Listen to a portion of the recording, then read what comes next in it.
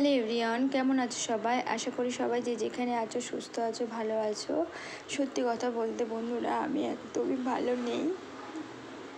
আর আমি জানি না ভগবান আমাকে কবে ভালো রাখবে। তো যাই হোক বন্ধুরা, আমি স্নান টান করে চলে এসেছি আর আমার ছেলেকে খাওয়াবো। আর এদিকে মানে এত গরম পড়েছে কি বলবো, চুলটা এতটা ভিজে রয়েছে, তাই জন্য চুলটা ছেড়ে দিয়ে রেখে দিয়েছি। আর উপরে ফ্যান চলছে, ফ্যানের হাওয়ায় একটু চুলটা শুকিয়ে নেব, তারপর চুলটাকে তুলে বেঁধে নেব। আর এদিকে আমার ছেলেকে খাওয়াবো বলে আমি ওর খাবারটা একটু ঠান্ডা হতে দিয়েছি। আর ও নিচে সোফায় বসে ও নিমকি খাচ্ছে। আমি ওকে বলছি, বাবান খাবি না? ও বলছে, না আমি খাবো না, আমি নিমকি খাবো। তো দেখো আমি ওর খাবারটা নিয়ে বসেই আছি আর ও ওদিকে বসে বসে নিমকি খেতেই থাকছে। তো বন্ধুরা, আজকে তোমাদের কাছে আমার কিছু মনের কথা শেয়ার করবো। বন্ধুরা, জানি না কবে ভগবান আমার সব কিছু ঠিক করে দেবে। এত বড় বিপদের মধ্যে পড়ে আছি, কবে যে এই বিপদ থেকে উদ্ধার করবে ভগবান আমি জানি না। আর এই বিপদেও সবাইকে চেনাও হয়ে গেছে, জানো তো বন্ধুরা। নিজের মানুষগুলো যে এমন হতে পারে, আজকে যদি আমি এরকম বিপদে যদি না পড়তাম তাহলে জানতেই পারতাম না।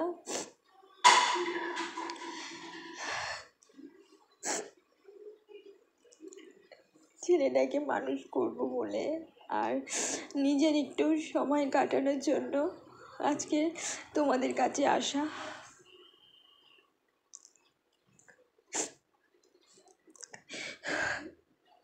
কারণ তোমরা না পাশে থাকলে আমি আমার ইচ্ছা, স্বপ্ন, আমার ছেলেকে নিয়ে যে স্বপ্ন, সেগুলো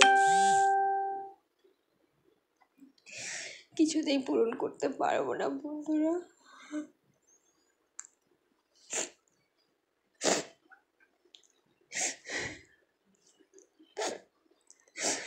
সরি, আমার একটু তখন আওয়াজে প্রবলেম হচ্ছিল বলে আমি পরে ভয়েস দিয়েছি,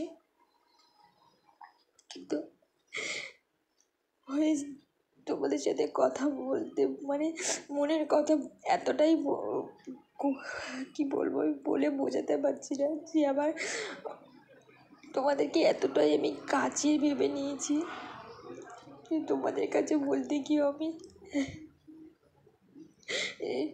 নিজেকে সামলাতে পারছি না। বন্ধুরা, তোমাদের কাছে একটাই রিকোয়েস্ট, তোমরা আমার পাশে দেখো, আমি যেন আমার এত বড় বিপদ থেকে উঠতে পারি। বন্ধুরা, আমাদের রাস্তার ধারে বাড়ি, তো সেই জন্য একটুখানি গাড়ি টাড়ির আওয়াজ হবে, তো তোমরা একটু প্লিজ মানিয়ে নিও। কারণ আজকের আমার কাছে তোমরাই সব কিছু, আমার বন্ধু, আমার নিজের, আমার কাছের বলতে তোমরাই সব কিছু। তাই তোমাদের নিয়েই আমি বাকি জীবনটা কাটাতে চাই। আনন্দে, সুখ দুঃখ সব কিছু তোমাদের সাথেই আমি ভাগ করে নিতে চাই। আমার দুঃখটাকে যেন আজকে আমি তোমাদের সাথে ভাগ করে নিচ্ছি। জীবনে যদি কখনোই আমি সুখের মুখ দেখতে পাই, সেটাও আমি তোমাদের সাথে শেয়ার করে নেব। এত কষ্ট হয় বন্ধুরা, কোনো কাজ করতে ইচ্ছে করে না, খেতে ইচ্ছে করে না। রাতটা করে নিজের পরকে যখন দেখি যে এত টেনশন করছে, এত করছে, তখন একমাত্র আমি জানি যে ও কতটা টেনশন করে, কতটা কি করে। যারা থাকে না তার কাছে, তারা কেউ বুঝবে না, তারা শুধু উল্টো পাল্টা কথা বলেই বেরিয়ে যাবে। তো যাই হোক বন্ধুরা, ভিডিওটা এই পর্যন্ত।